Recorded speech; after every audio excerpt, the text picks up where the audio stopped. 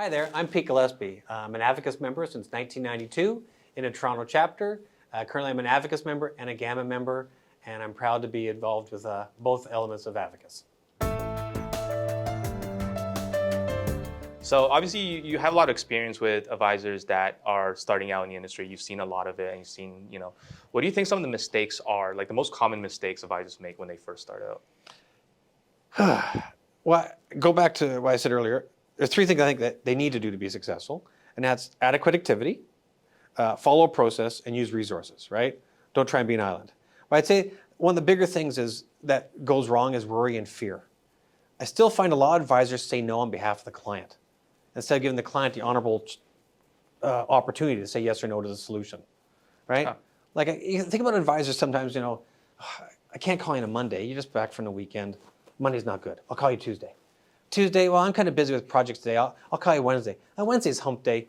I'll call them tomorrow. Thursday, they're probably going to go out tonight because tomorrow's Friday. I'll call them Friday. It's the weekend. I know, I'll call them next week, right? So we can defer and defer and defer, and then we worry. And worry to me, Jeff, is like you're paying a debt that you don't owe. Like, we worry about so much stuff. Am I going to be on time? Am I going to be okay? We worry about so much stuff. And then it was actually on the Advocis Coffee Talk today. It was mentioned, activity absorbs anxiety, right? Like, if we're not sure what to do, take one step forward. And I think a lot of times advisors just kind of get slapped or punched on the nose when something doesn't go right. And so you just got to keep doing it and doing it and doing it and take that one more step and one more step and one more step. And I think that's where really you need others around you to encourage you to get up and keep doing it and focus on the why. And I think some advisors don't really come in with a strong sense of why or purpose into the industry. And so when you don't have that real North Star, that rallying point, defeats can kind of get on you easy. Yeah. And so I think your conviction's got to be bigger than your fear. Yeah. And when you're first starting out, sometimes it just takes luck too, right?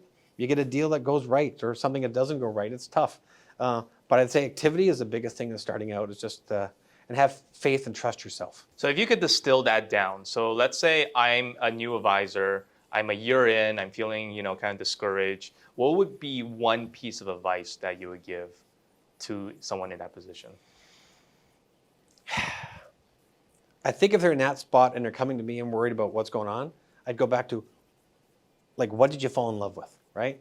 Like in a relationship, right? Any relationship you have, a best friend, a platonic relationship, a spouse, a partner, like what helped you fall in love with that person, right? Like, what helped you fall in love with this career? Why did you say yes to this commitment, right? And go back to that.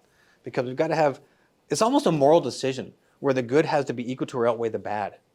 And when it comes where the bad outweighs the good, then you may not be well served being in this industry anymore. Because that energy is going to come out to your clients. And you probably don't want to buy this, do you? Like, that's a self-fulfilling prophecy, right? That's true, yeah. Like, if the advisor doesn't believe the solution, how can we expect the prospect or client to believe the solution? So we have to go back and have those frank conversations. And ideally, Jeff, that's not a surprise a year in. We catch that 6 months in, right? True. And that's our roles in industry, whether it's field leaders or the industry or advocates, is we help each other up. And we don't let it get that far, right? Yeah. That we don't let the little things turn into the big things, right? Because, think about relationships that go sideways. It's not usually the big thing, it's the little thing. Oh, look where you squeeze the toothpaste. You don't load the dishwasher the right way. This industry can do that. Well, I don't like this, I don't like that. Well, what do you like, right? And that's the stuff we should do with a good discovery coming into the career. So if we do proper due diligence at the beginning, we should avoid some of these surprises. No, I love that. So going back, let's shift the topic a little bit to just the industry as a whole. So obviously you've been around since the 90s.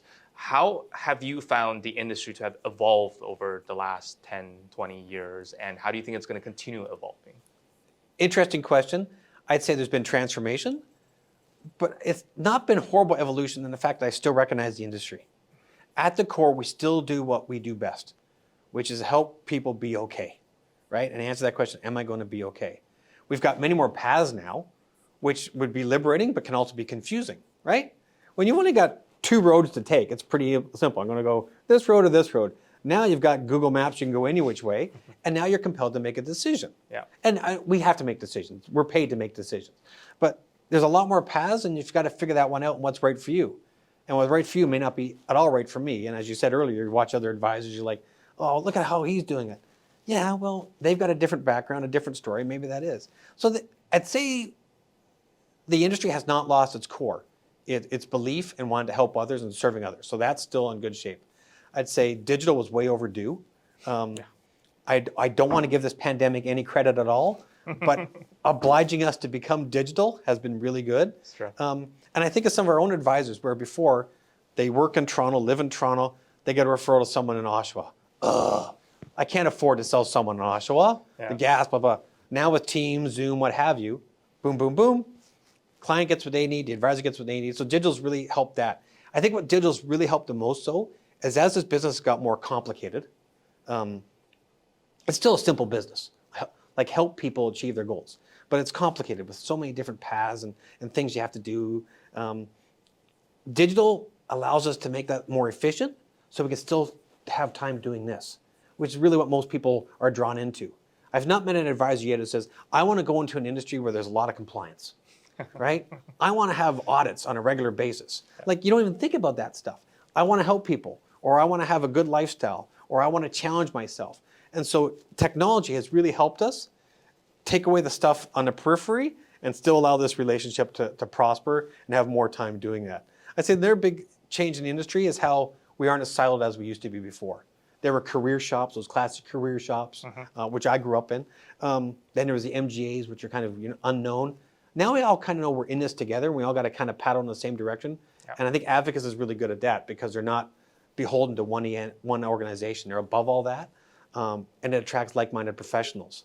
And so when you get a cadre of thousands of people who are all trying to do the same thing and do it in their own way, there's that contagious energy in there, and it gets momentum. And that's a huge factor, right? Is having that momentum to carry the industry forward. Yeah. And I'm really excited about the next 10 to 15 years. There's been a lot of changes in government laws and taxation and that. Our industry is needed more than ever. And even though we talk about a lot of online presence, online's great if it speeds up the relationship, but ultimately this is where I still see the relationship's going to do. We have nanotechnology, we're going to do microsurgeries here and there, but there's always going to be room for a surgeon, right? Yeah, you can get a flow bee and cut your own hair. There's going to be a room for a barber, right? For someone who's good at their craft, they're always going to be able to find room to have a good career and a good living.